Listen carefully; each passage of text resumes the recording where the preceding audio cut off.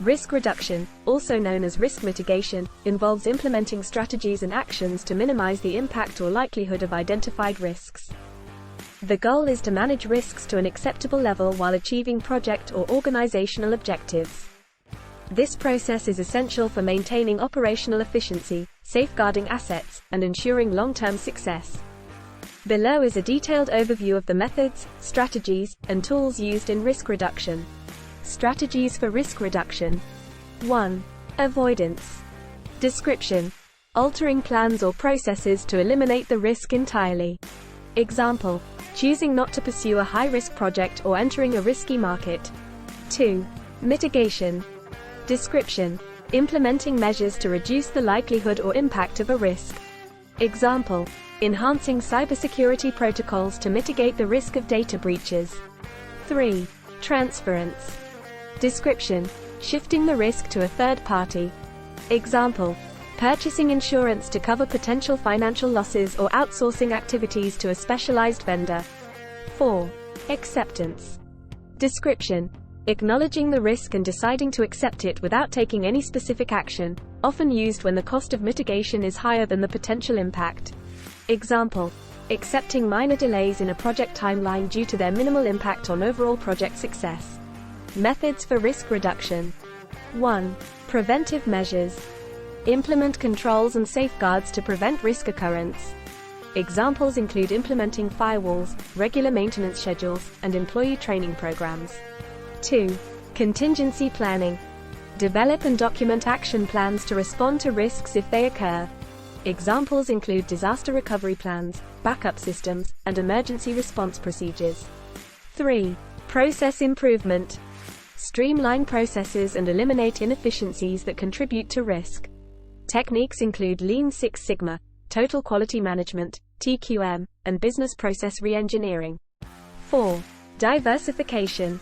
Spread risk by diversifying investments, suppliers, or product lines. Example: a company invests in multiple markets to reduce the impact of a downturn in any single market. 5. Contractual agreements. Use contracts to transfer risk and clarify responsibilities. Examples include service level agreements, SLAs, indemnity clauses, and warranties.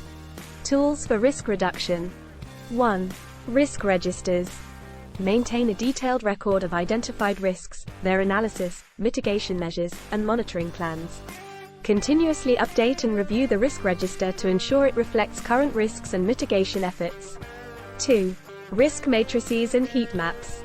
Visual tools that help prioritize risks based on their likelihood and impact. Use these tools to focus mitigation efforts on the most significant risks. 3. Cost-benefit analysis. Evaluate the financial implications of different risk mitigation strategies to determine the most cost-effective approach. Consider both direct and indirect costs and benefits. 4. SWOT analysis. Identify strengths, weaknesses, opportunities, and threats to determine areas where risk reduction is needed. Use insights from SWOT analysis to develop targeted mitigation strategies. 5. Failure mode and effects analysis, FMEA. Systematically identify potential failure modes, their causes, and effects. Prioritize risks based on severity, occurrence, and detection, and develop actions to mitigate the most critical risks. 6. Monte Carlo simulation. Use statistical modeling to predict the probability and impact of different risk scenarios. Apply simulation results to develop robust risk mitigation plans. Implementing risk reduction. 1. Action plans. Develop detailed action plans for each mitigation strategy, including responsibilities, timelines, and resources required. Ensure clear communication and accountability for executing risk reduction measures. 2.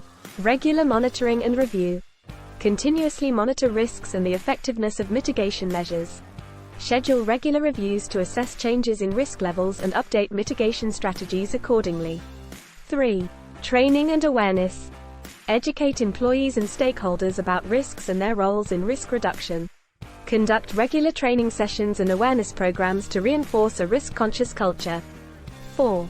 Feedback loops. Establish mechanisms for capturing feedback on the effectiveness of risk mitigation efforts. Use feedback to make necessary adjustments and improvements to risk reduction strategies. Conclusion.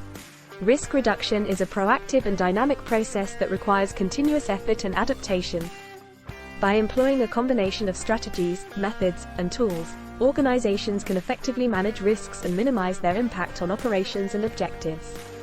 Effective risk reduction not only protects the organization but also enhances resilience and supports long-term growth and success.